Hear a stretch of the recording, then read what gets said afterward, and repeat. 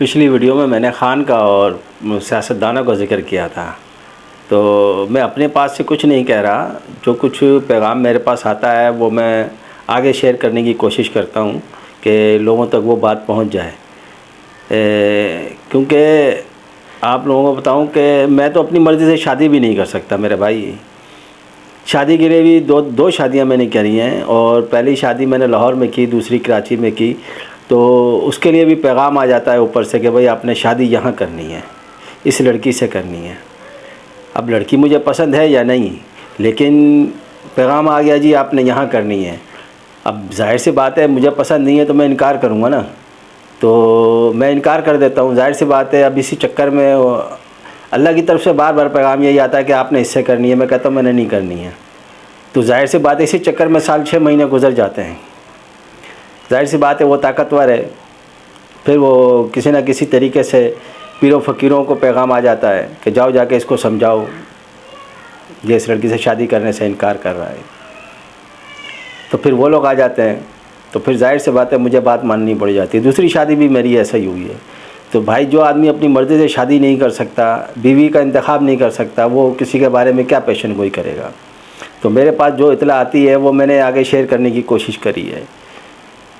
تو لہٰذا پاکستان پر تو عذاب آیا ہوا ہے اللہ کا، پاکستان پہ مصیبت آئی ہوئی ہے، تو یہ مت سمجھو کہ میں اپنی طرف سے بات کر رہا ہوں، کیونکہ میں نے آپ کو پہلے بھی بتا دیا تھا کہ ہوا اور بارش یہ دونوں چیزیں میرے ساتھ ہیں۔ ہوا میں ایک ہوا ایسی چلتی ہے جو اللہ کا پیغام میرے پاس لے کر آتی ہے، اور بارش میں ایک بارش ایسی ہوتی ہے وہ بارش ہوتی ہی صرف میرے لیے ہے، اس بارش کے ذریعے پیغام آتا ہے۔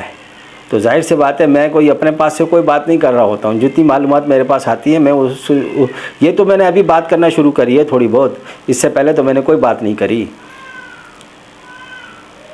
لیکن پھر بھی تصدیق کے لیے ضروری ہے کہ بھائی آپ کسی پیر فقیر سے میری بات کی تصدیق کر سکتے ہیں، آپ کو تصدیق کے لیے وہ لوگ بیٹھے ہیں کرنے کے لیے۔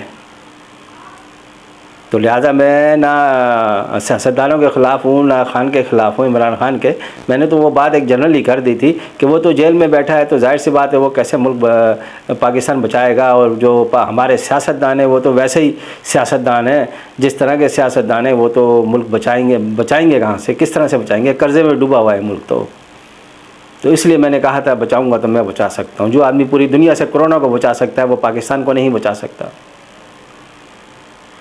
اگر کرونا مجھے ہو جاتا تو دنیا ہی ختم ہو جاتی اس وقت۔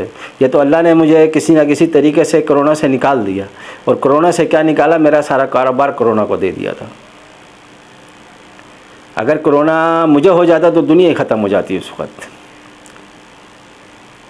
90-95 پہ تو کرونا آ گیا تھا، 97-98 میں مجھے ہو جاتا، 1-2% لوگ بچتے، انہیں تو جاتے ہوئے میں اپنی آغوش میں لے لیتا، جب میں جا رہا ہوں تم دنیا میں رہ کے کیا کرو گا، چیک آؤٹ کرو۔ تو بھائی قیامت تو آ گئی ہے، اب اس چیز کو تسلیم کرنا ہے